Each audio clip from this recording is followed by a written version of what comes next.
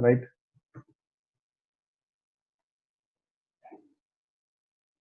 Hmm. And what did we do then? We uploaded it somewhere, right? And then we had mentioned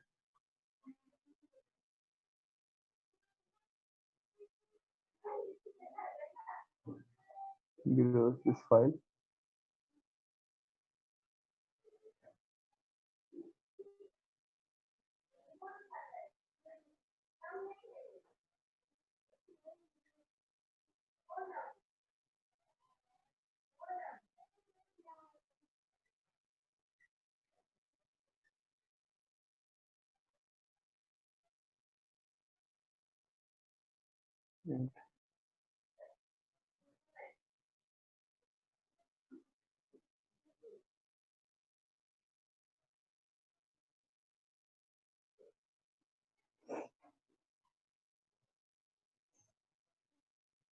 Here is where we had uploaded that file.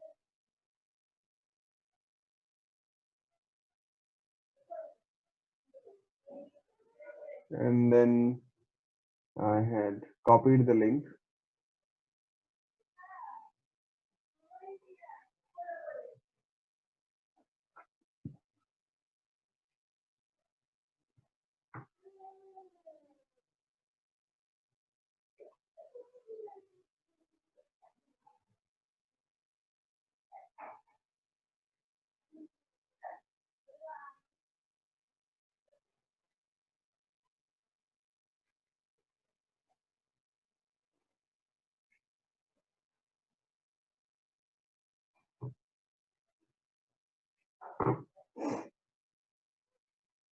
We had used in, I think, anti-spyware. Yeah,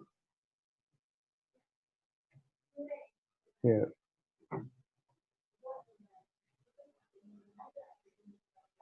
right? Then the person was not able to access this. Yeah, right. The query was going to sinkhole so that you could have the log here. That sinkhole was for this thing.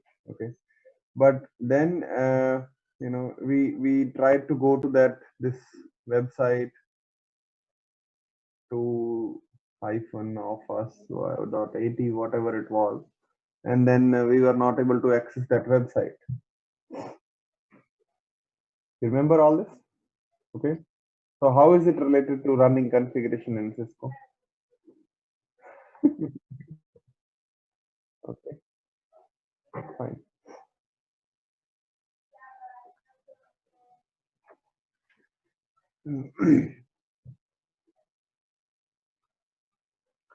Now, I was telling you about more about these external dynamic lists. Okay, like they have predefined IP address based, URL based, domain based. Okay. Now, let's talk more about the predefined IP address list. Okay, or the built-in external dynamic list. Okay. Now, initially, what Palo Alto has done is they have a different name for. They have three types here. Okay. First is bulletproof IP address list. Okay. What is bulletproof IP address list, external dynamic list, and what's its role? Okay.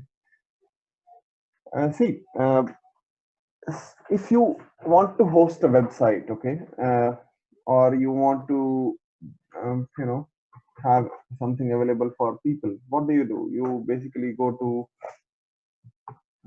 you know, HostGator or GoDaddy, these kind of people, right, who give you hosting services, right? I'm just taking one of them example. They didn't pay me to say their name. Okay. My point is like you buy a domain, you get hosting from there. You don't host a web server on your if you just want to run a small website. Okay, fine. So now point here is suppose okay what I want is like I want to host a malicious website, like where I'll steal people's username password. Now, most of these, genuine hosting providers, they don't allow you to do that. Okay. So what happens is, suppose you try to do that using, these GoDaddy, Getter, and these people. If they get a complaint for your website, okay, what they are going to do is they are going to remove your hosting and block you from, hosting your website. Okay, and if whatever, they'll try to cooperate as much as possible with the agencies to get you caught, basically. And basically, they'll stop you from even hosting stuff which can be dangerous. Like, suppose even if you try to host a malware file here, okay, which includes some malicious thing, which maybe you are allowing or asking people to download. Even their virus, uh, antivirus checks and anti-malware things are going to detect that. So the problem is, like, not problem, like, for an attacker, where does an attacker host their website or malicious thing? So there is something called bulletproof hosting providers. Okay, these general hosting providers are like, you can host this, you cannot host that. Okay, they have proper guidelines, but bulletproof hosting providers, they are like, we don't care what you do. Okay, like if you see, bulletproof hosting is hosted at Cyberbunker. It provides best bulletproof server in the industry. Okay, we provide 100% DMCA ignored hosting. So, like, suppose you are hosting pirated movies and stuff, you use bulletproof hosting. Okay, they don't care about anybody. Okay, got the point? But since commonly these bulletproof hosting providers are used for malicious activity, because nobody genuine would go and host their, this is just again one example. There are many providers like this. Okay, so you can use their services to spam people through emails. You can use their services to host malware, make people download the malware. They don't care about anything. Okay, clear?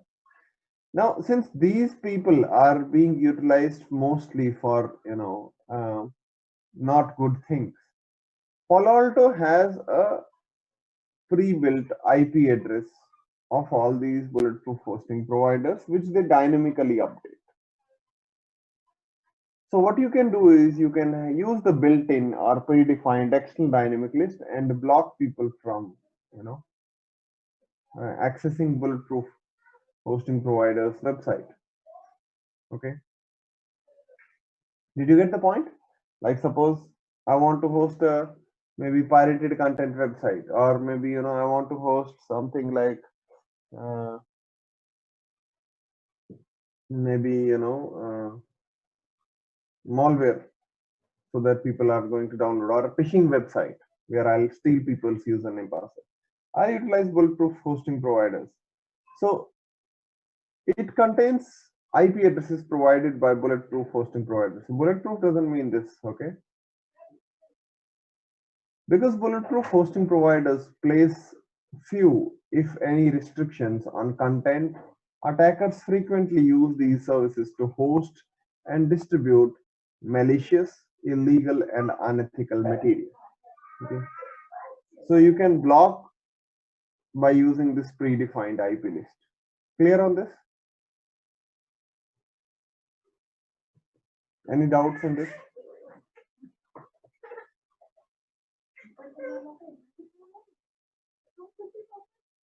Okay. So, because this is generally new for people, okay? People don't know what is bulletproof. So, Then there is high risk IP addresses. Okay. So Palo Alto considers advisories from different trusted third party organizations. Okay. And all those third party organizations, if they regard some IP addresses which were used for malicious activities, they put that in the external dynamic list of bulletproof. Okay, fine. Then there is Palo Alto Network's known malicious IP addresses. These are malicious IP addresses verified by Palo Alto people like Wildfire Analysis, like Unit 42 Threat Research Team, okay, or even data gathered from telemetry. Okay, so this is like Palo Alto's known malicious IP. This is like some third-party hosting third-party organizations who declare high-risk IP addresses. This is from that. Okay. So there is these three built-in external dynamic list. Okay, and it looks something like this. Okay. Bulletproof IP address, high-risk IP, non-malicious. So you can just directly go ahead and use it. You don't have to, create it.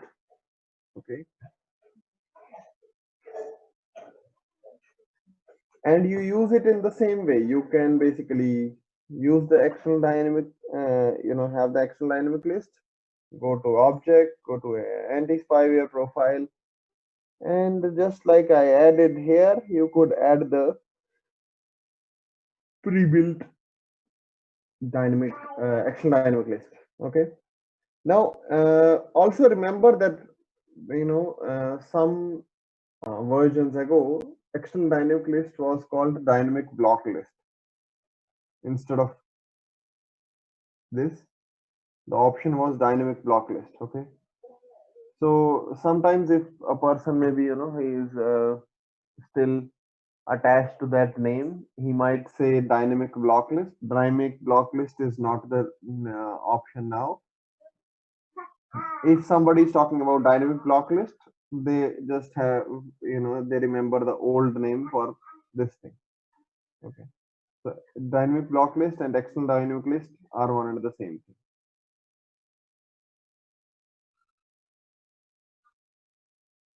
No. You will have to enable it. They will be there in your firewall, but you will have to go to anti-spyware profiles and put them there.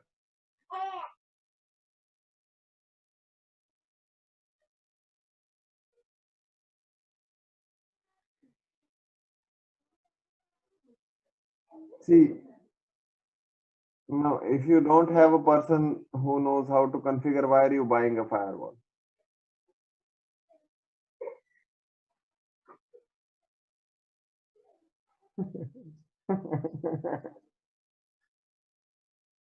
see, they, they have some things available for you like default options. Okay, but the more secure you want, the administrator must know how to use this firewall. Okay, it's like buying a very big machine gun and then not knowing how to use it, so it won't be of any use, right? Any security, okay, I tell people this always, like it depends on uh, you know ultimately the administrator a lot. Okay, you can buy a you know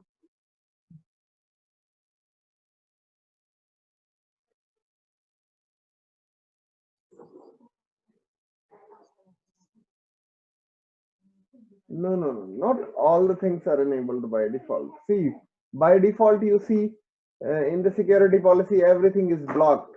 Okay, right, between the two zones, right, interzone, everything is blocked. By default it doesn't have any zone. There's no way that they can detect uh, how many zones you are going to have. And okay, see, with customization always there will be complications. Okay, like you can go for a home router. It will give you very simple ways to configure things, right? But with less customization, less complications, you cannot, do much. If you want more customized security, you will have to know how to deploy it. Okay, you can buy $1 million worth of equipment and then do permit any. It won't be of any use. Okay. And I've seen, like, I'll tell you, like, I've seen Indian companies, some of the Indian companies who don't spend enough money on, the staff, the cybersecurity or IT security staff. They'll think, okay, we'll buy very expensive equipments and it's going to work magically. Okay, like, I'll tell you a story. Like, I uh, have been to a company. It was just like a, I'll not name it. Okay, it was an India-based company in Gurgaon region. So when I went there, like, there's most of the configurations, okay, were very weak in terms of security. Like, they had bought this next generation firewall and did practically not even use the traditional thing. Okay, like, it was very stupid. So then I like tried to figure out, and the problem was, like, they had one guy who was managing voice over IP and the routing switching and the security. So, what can you expect of one guy? Okay, he will be managing CUCM routers and all the security equipments and everything, and then he'll harden the security with different equipment. That's not possible. So, you know,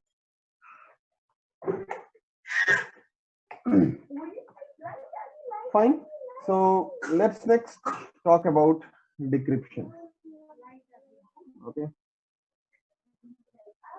and decryption you can configure on even the unlicensed firewall. Okay, although I'll configure it on the licensed firewall since I have it powered on already. Okay, uh, now from traffic processing point of view,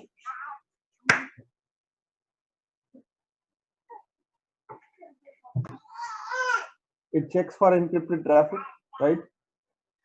And if it finds that the decryption policy states to decrypt the traffic, okay, it will decrypt the traffic and it will check for application override, app ID, security policy, security profiles. Finally, it will re-encrypt traffic before the packet is forwarded. Okay. So the question comes, why decrypt network traffic? Okay. So, like I told you, even when we were doing file blocking profiles, we tried to download a PDF file from a HTTP website. It was blocked because we had file blocking profile. But when we tried to do the same thing using HTTPS website, it worked. The reason for that was they encrypt the traffic, okay, and if you have the traffic encrypted between devices and you don't know what is going back and forth, then there is no way that you can decide what to allow and what not to allow. Okay, so Palo Alto Firewall can decrypt two types of traffic: SSH, SSL. Okay, and I won't say like everything is like decryption, because uh, they say decryption, but it's kind of like a man middle uh, attack kind of sometimes. Okay, not attack, but like they don't like to use the word, but it's like sometimes just to have your clear text uh, data, they have to get involved into the SSL handshake so that they can receive data from one side and look at it and then forward it on to the other side. Okay, so we decrypt SSH traffic so that we want to prevent sensitive information from moving outside. Okay, we want to ensure that only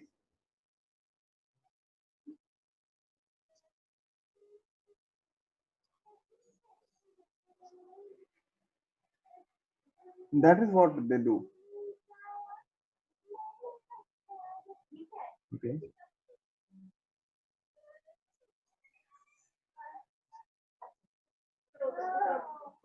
Not misuse the data, but it's like, no. If you suppose, just think of it as like, suppose you are a layman, okay? I come to you, I say to you, my firewall is going to do a man in the middle, okay? And you are a general IT manager, who is now more into managing stuff, okay? If I tell you my firewall is going to do man in the middle is sort of as an attack mode, okay? Right? So your first question would be like, why am I buying this security device if it is trying to do something like man in middle? So that's why they preferably don't try to use this word while selling the product. But once you see how decryption works, you will know like it really is man in middle in some scenarios. Okay, so it's like using the right words while recommending a product. If you say like, okay, my product will do a man in middle attack, or not the attack word. If you say it will do decryption using man in middle, you'll be like, what will it might do something unsensitive. Although Palo Alto does not allow you to have the clear text copies of the file until unless you really want to.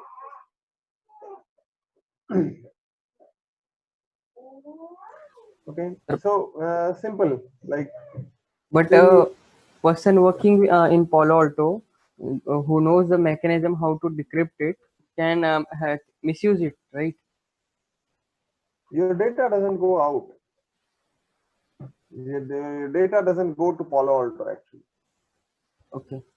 If you want the clear text copies of it, you can have a decrypt mirror port, and you can funnel the data to your DLP services. Okay, like your servers which can store the copy for historical reporting and uh, logging purposes. It's not like they are not getting the copy. Just hold, you don't right now understand the decryption. Okay, let me first discuss that, then you will understand like what I'm trying to say. Okay,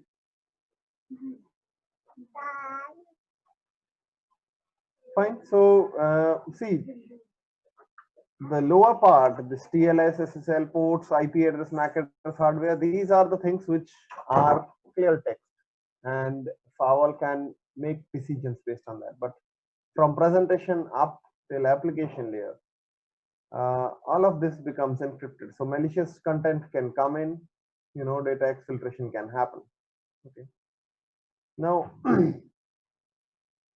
you can selectively decrypt traffic. Like I give you an example long back that, in European countries, it's illegal to decrypt content for financial and healthcare sites. Okay. So you can selectively decide which content you want to decrypt. Okay. Now, see, let's first understand how SSL works. Okay. It uses asymmetric and symmetric both encryption. Okay. So what happens is, like, suppose anybody requests a SSL connection to a server. In response, the server is going to send a server's certificate. Okay. Client will verify the server's certificate, and then it will send an encrypted session key. Okay. So basically, it's like, suppose you go to a website, okay, and you go to google.com. Okay.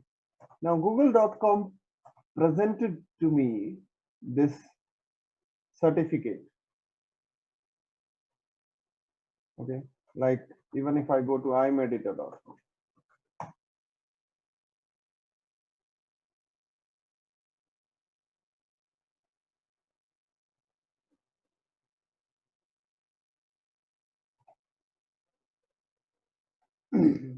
You see, we have a certificate from Cloudflare. Okay, Cloudflare is basically the CA here. Okay, it's, think of it as simple. Okay, suppose you come to me and say my name is Rajnikant. Okay, any of you. Okay, now how would I trust whether you really are Rajnikant or what you really, Arjun, Chandan, or Kiran, who you really are? Okay, you show me an iCard, right? You show me an iCard saying, okay, see, this is my ID card, and I can see the name. If the name says Rajnikant, and if the iCard is a proper from an organization which I trust, then I'll trust your identity. Are you getting my point? Like, suppose you show me Aadhaar card. Okay. Now, basically, uh, Government of India is a trustworthy organization for me, as a certificate authority for me. Who if says that you are, who you are Chandan or Arjun, or who you are, then I'll trust you. Okay. So just like that, okay, just like that, if you look at this Cloudflare here is the certificate authority. Okay, I can click more information. Okay. So Cloudflare is saying that no, this website is really imeditor.com. Okay, fine. And on a similar note, like suppose you go to, I just search for HDFC Bank. Okay, now how do I know whether this genuinely is HDFC Bank or not? Okay, because again you can see from the certificate that you are really on a genuine website. Now you see this is verified by DigiCert. DigiCert is another CA. So there are a lot of these certificate authorities, and if you go to your browser, actually your browser has a list of certificate authority it trusts. Okay, and these get updated when browser gets updated. So if you look at like I'll give you if you click view certificates, these are different organizations who are providing certificates. Okay, there are many, and some of them are even there are some organizations even beyond these. Okay, so these are certificate authorities. Think of it as like Government of India. Did you get the concept of what is a certificate authority? Okay, just like your iCard is approved by some organization, Government of India, or maybe Income Tax Department, issuing a PAN card, right? So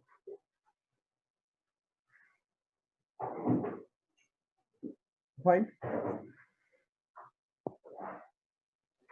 Sudhanshu, if someone send the fake information, so client how to identify this is the fake? Suppose man in the middle. Suppose someone. We'll talk about. Don't worry too much about decryption right now. Okay, wait. We have not finished the topic yet. It's going to take time till the end of this class today. Okay. See, this guy Okay. sends a certificate. This certificate is signed by a CA, right? When this guy receives the certificate, it checks whether it is verified by a CA who I trust, if it feels that, okay, the certificate is genuine, then it allows you to, it allows you to open the website directly. Like, you remember when I tried to open HTTPS for Palo Alto, it gives you an error like, this is not trustworthy, like I'll show you. Okay, it gives you something like this, right? Why does it give you something like this here? Because the firewall doesn't have a trusted certificate from a proper CA. That is why you have to go to advanced and say accept the risk and continue. Now the firewall is basically presenting you a certificate which is self-signed. Okay, think of self-signed certificate like, Sudhanshu giving Sudhanshu an iCard that I'm Sudhanshu. You get the point? That's why in this case it's saying the connection is not secure. Why? Because the certificate doesn't come from somebody trusted CA. Okay, it's verified by Palo Alto Networks. Palo Alto Networks is actually not a verified certificate authority. Okay, clear? So this is what you mean when you say client verify server certificate. It checks whether it's from a genuine certificate authority or not. If it is from a genuine certificate authority, it's going to send encrypted session key. This is a random, think of it as a random number, which it encrypts and sends it to the other party. And then for whole duration of this encrypted communication, both parties use the session key, okay, to encrypt the data. So both parties used the same session key to encrypt and decrypt traffic here. Okay, this is an example of symmetric encryption. This part.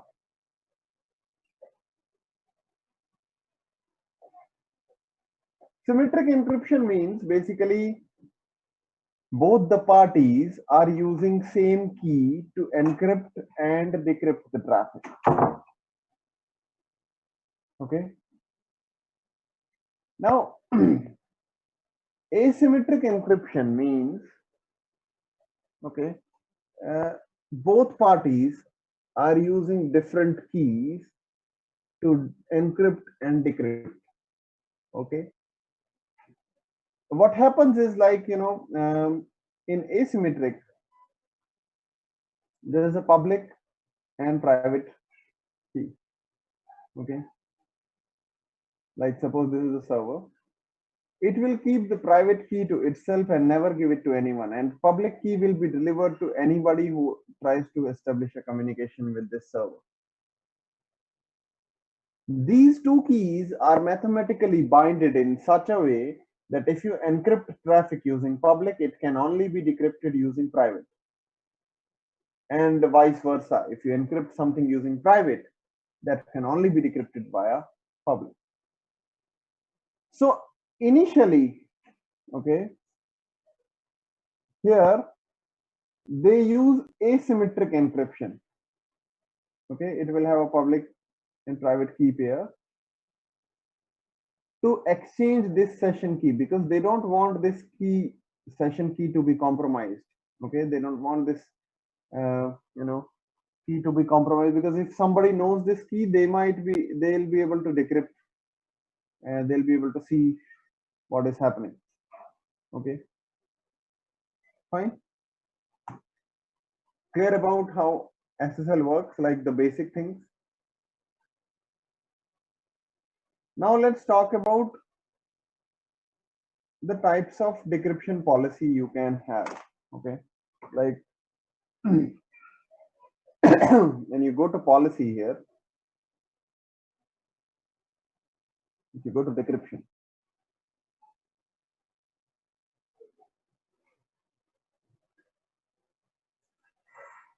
you have three types of decryption policies: SSL forward proxy, SSH proxy, and SSL inbound inspection. And all three have different uses. Okay.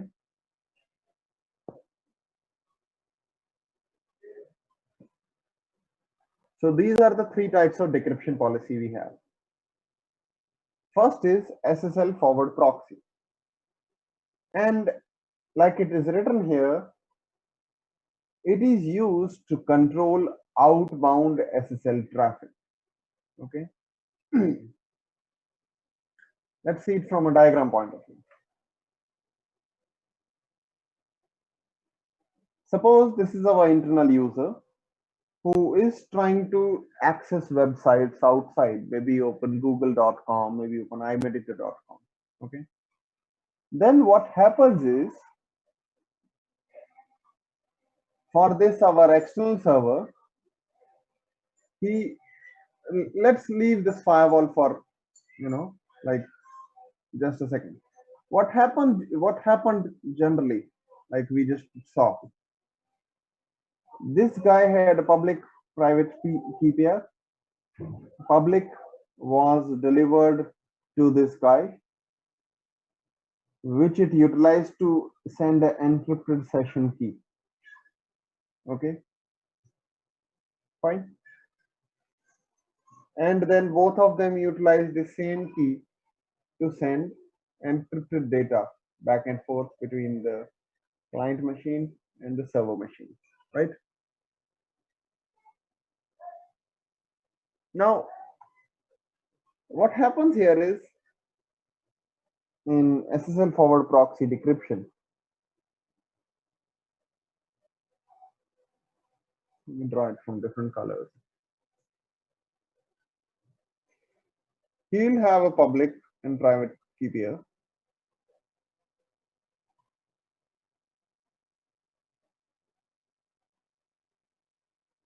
And firewall will have generated a certificate and here. Okay. So this also has a certificate, this also has a certificate. Now,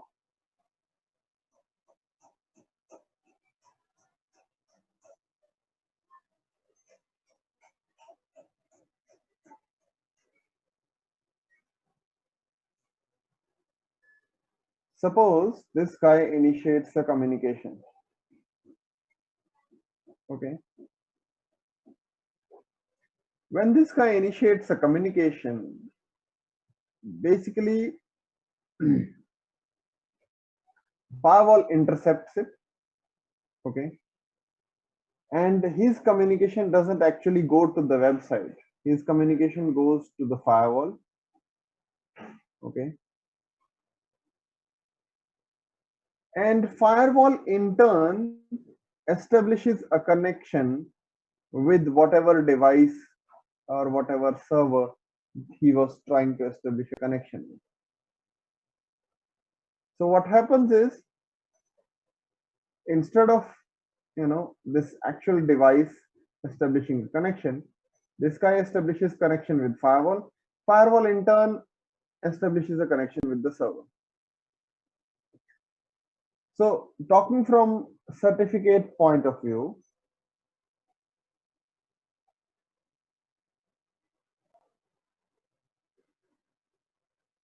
external server, when it delivers this public certificate, that public certificate reaches the firewall.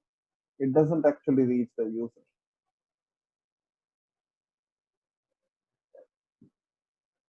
Okay. And the user actually does get the certificate from the firewall. These are two different. Okay, that's why I have them in different colors. This is the actual public-private certificate key pair from the website. But this is what we had generated and put on the firewall as a configuration. So next what happens is, user is going to establish a tunnel and exchange session key with firewall. While firewall in turn establishes a secure tunnel and communication with that exchange server. So you see, internal user is actually sending the traffic to firewall, and firewall is the end where this tunnel ends. So firewall can basically look at the traffic and figure out what it is, and then based on our policies, we can even see for viruses, spyware, or file blocking, and lot of these other things. And then we can forward them further or not, depending upon our policy. Basically, firewall is acting as a proxy here.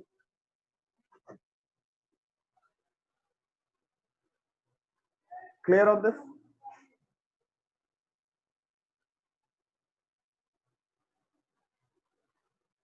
Any doubts in this?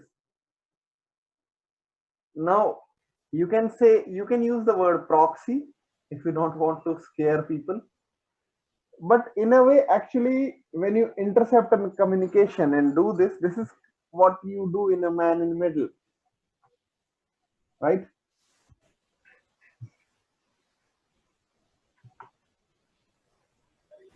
Any questions in this? Then I'll move to the next type of decryption policy. Okay. Okay.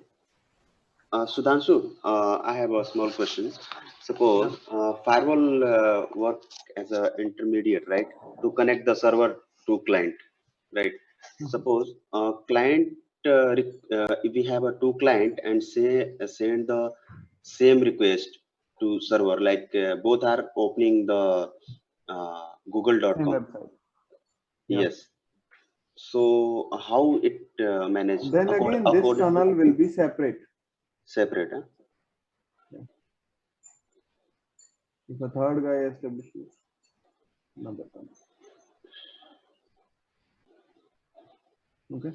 So it will send to server, firewall send to server like google.com in a different session, because Yeah. the Google identify the same request is coming from the client, like firewall. See, even if you open, suppose I open one google.com. Can I open another google.com? Yes. Can I open a third one? Yeah. So what's the problem? But it will identify in the same session. Huh? No problem. If I Not open in the same session. See, when you open this, again, the source port are different. Similarly, here also, for each of these communication, the source port will be different. Okay. See, when you open a website, suppose you open google.com, you use a source port, right? A random chosen source port, like suppose 24,000. Destination port 80. Send the traffic, right? Then what happens? When it replies back, the source port would be 80. Destination port would be 24,000, right? That's what happens. That's right. So this happens with one session. With the other session, you choose another port number. Right? Yes, but suppose if we open the any suppose gmail.com, and we have yes, and in a gmail.com, if we try to open on another like in another tab the same gmail.com only, so it will create the new session, or the same session will It establishes a new three-way handshake. It establishes a new three-way handshake, but you are able to see the same website or same email ID in the Gmail because of the cookie stored in your browser, mhm, that you are this user. mhm. When you open a website, okay, and you tell them that I want to uh, remember me. Like when you log in, you say remember me. What does it do? It doesn't remember your IP address and everything. It cannot do that, right? What it does is it creates a small file called a cookie. Mm-hmm. And whenever you give, reference to this cookie, it understands who you are. Think of it as a token.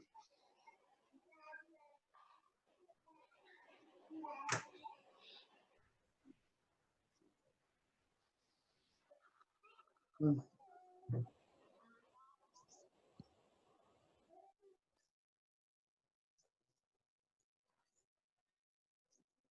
Mhm.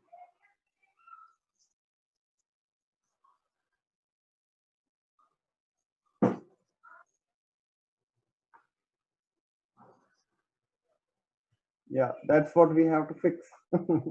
We have to make it seamless so that the user doesn't notice. So that the user doesn't get this kind of thing, you know. The user should not get google.com, and if he opens google.com, you shouldn't get this, because the user won't do advanced, I'll accept the risk and continue. If the user finds something like this potential security risk ahead, user is going to directly, contact IT staff and say like there's something wrong, right?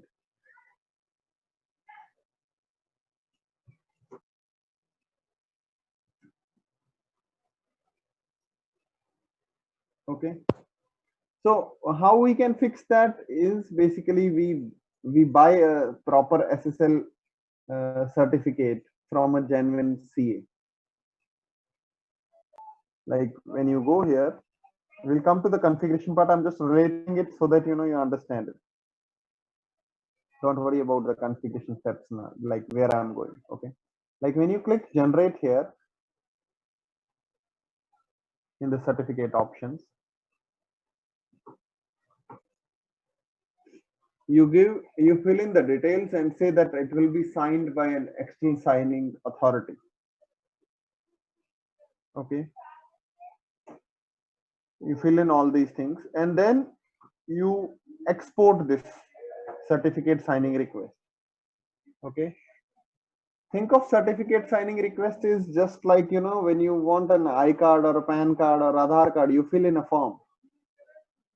Okay. So you export it, you go to the genuine SSL providers, and if you just search, there are many. Okay. So you can go there, uh, pay whatever, your fees, and they'll generate a certificate and send it to you, and then you import it back, and then that certificate signing request and certificate are binded together. So once you have the certificate genuinely from a CA, when people open your website, google.com or anything, although firewall presents them the certificate of itself, they will not get that error. You get the point?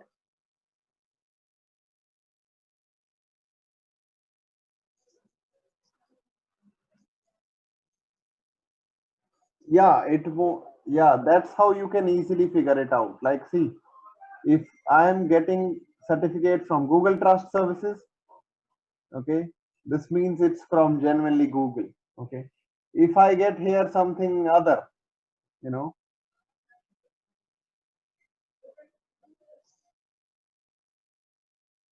yeah, from a different provider. So,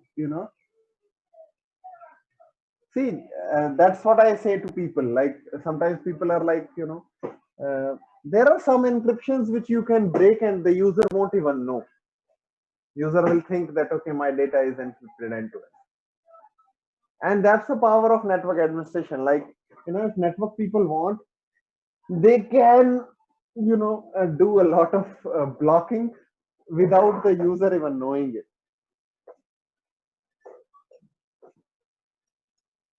or realizing that this they are able to see this.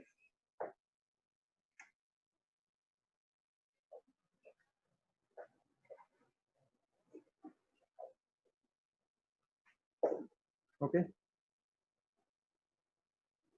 don't get scared. But the more deeper you go into, subjects of uh, networking, ethical hacking, and more network security, firewalls, and stuff, you will realize that a lot of visibility is there to the network people if they want to do. Like there are many countries where they have very good, uh, not very good, but like they have a great extent of surveillance for citizens. Okay, not like India, we have very open stuff. Okay, but like in many countries uh, like China and many different countries, like some African countries, okay, they decrypt everything. Okay, people don't know that. Then people are like, how did they figure it out?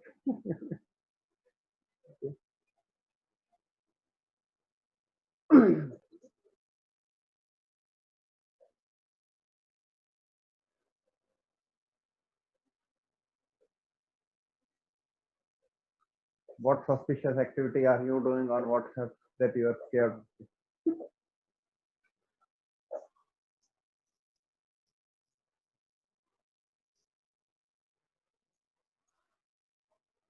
See, see, it's like, I'm not saying like that their claim is wrong.